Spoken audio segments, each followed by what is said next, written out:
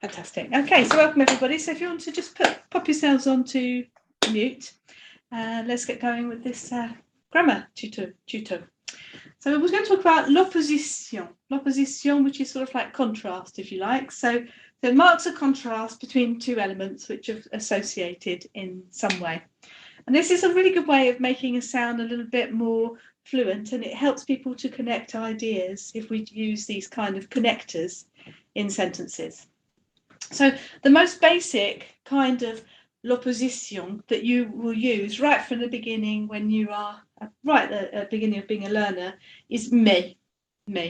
So but. So Léo est bavard, mais son frère est réservé. So Leo is chatty, but that's the opposition, the difference, the contrast. Mais son frère est réservé. Okay, so that's the simplest one. No one's got any difficulty with that, I don't think. All right, nice and simple. But there are more sophisticated and more interesting ways that you can say the same thing, really, and where we can sort of like we can reinforce the difference. So what have we got? We've got au contraire. Nice and easy for us to remember because it sounds a bit like English, doesn't it, in a way? On the contrary, au contraire, ou par contre. Par contre. And that we could say is language which is courant. So language which is, it's worth remembering that, you know, you've got different kind of what they're called registers. So you've got different types of ways of speaking. So you've got, you know, your telephone voice, which will be quite formal. You know, in the way that you write is going to be quite formal. Then you've got your everyday kind of language.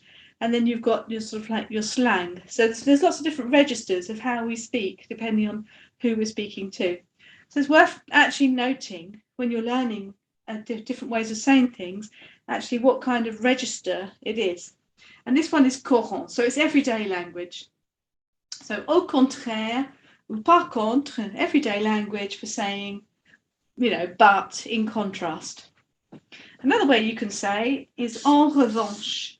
Revanche, pardon. And this is language which is we call soutenu. So that's the register, is soutenu. And that means sort of a bit more highbrow. So this is a bit more of a sort of like a correct kind of written way that you might say, you know, in contrast. Okay, but all of these are spoken. So don't think that if you use any of those that you shouldn't be using them in spoken French because they're all, you know, highly used terms. So let's have a look at some examples where they're being used. So Léo aime la ville. All right, so Léo has one position. Son frère, au contraire, in contrast, aime la campagne. So we're just making it clear, aren't we, in that language? We could have said mais in there, but we're just making it clear now that there's a difference between the two. Equally, you could have said son frère, par contre, aime la campagne. Or you could have said in there, en revanche, aime la campagne. All right, so any of these you could use in this space here to just make the contrast between the two. Let's look at another example. Léo est sociable. So Léo is sociable. Par contre, we just chose this one. We could choose any of them, yes? Son frère est réservé. So Léo is sociable, but by contrast, his brother is reserved. Léo est sociable, au contraire, son frère, au contraire à son frère, qui est réservé. Or, Léo est sociable, en revanche, son frère est réservé. All right, so you just choose the one you like. Well, what's nice about this is you can start mixing it up and using the different ones with, you know, great confidence, and your language, you know, is getting a little bit richer, and also you're understanding it when it's coming back at you. Is that okay? Has everybody got what they need from that page? Can I turn over? You good? Okay. Now, if we want to be even more clear about the differences, we want to really show a complete opposite. We really want to show that these things are on different ends of the scale. We've got more language to help us to do that. Similar idea though. So, à l'inverse de basically means the opposite. À l'inverse de, à l'opposé de, well, it sounds like English, doesn't it? À l'opposé de,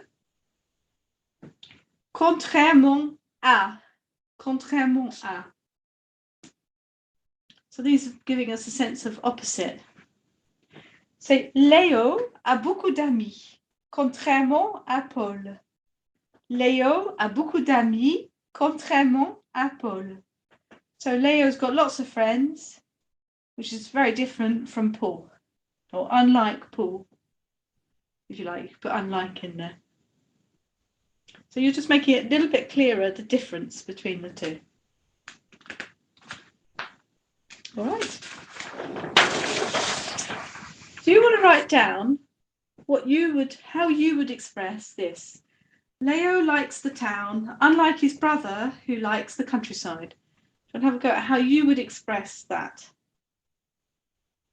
There's more than one way you don't have to write it down, you can just think it if you like.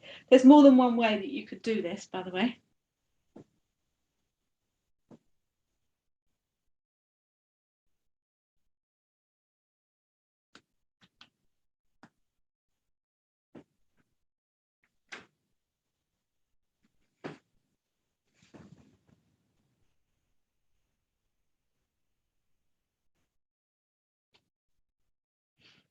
All right, let's have a look then. What would we go for then? So you could have gone for this one. Léo aime la ville. Son frère, au contraire, aime la campagne. You could have gone for that. You could have gone for Léo aime la ville. Son frère, par contre, aime la campagne. Léo aime la ville. Son frère, en revanche, aime la campagne. Okay, those are the ones similar to what you got. You could have said, Léo aime la ville contrairement à son frère qui aime la campagne. Okay. Léo is chatty, unlike his brother, who is reserved. So how would you write that? Léo is chatty, unlike his brother, who is reserved.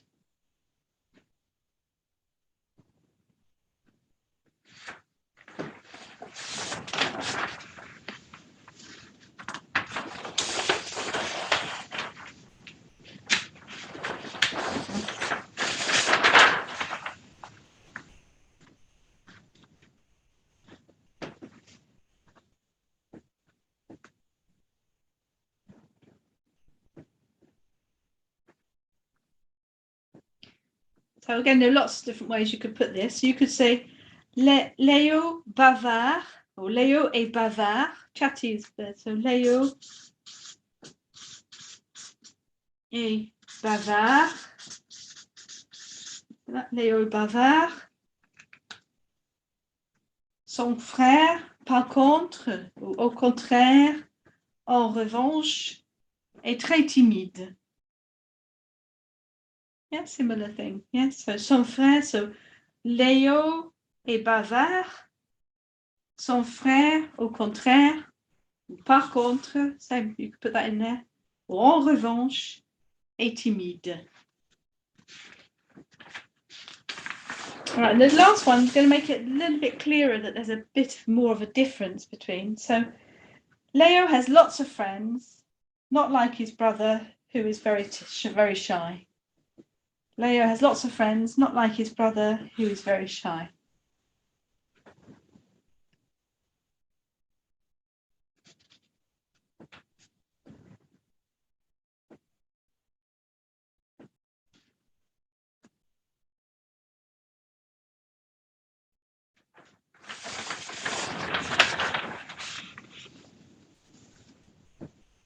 And maybe you got something like this. So Léo a beaucoup d'amis, contrairement à son frère qui est très timide. Ou Léo a beaucoup d'amis à l'inverse de son frère qui est très timide. Léo a beaucoup d'amis à l'opposé de son frère qui est timide. Okay, so you can use all of those. Has anybody got any questions about any part of that, or want me to go back over any element of that at all? You're good?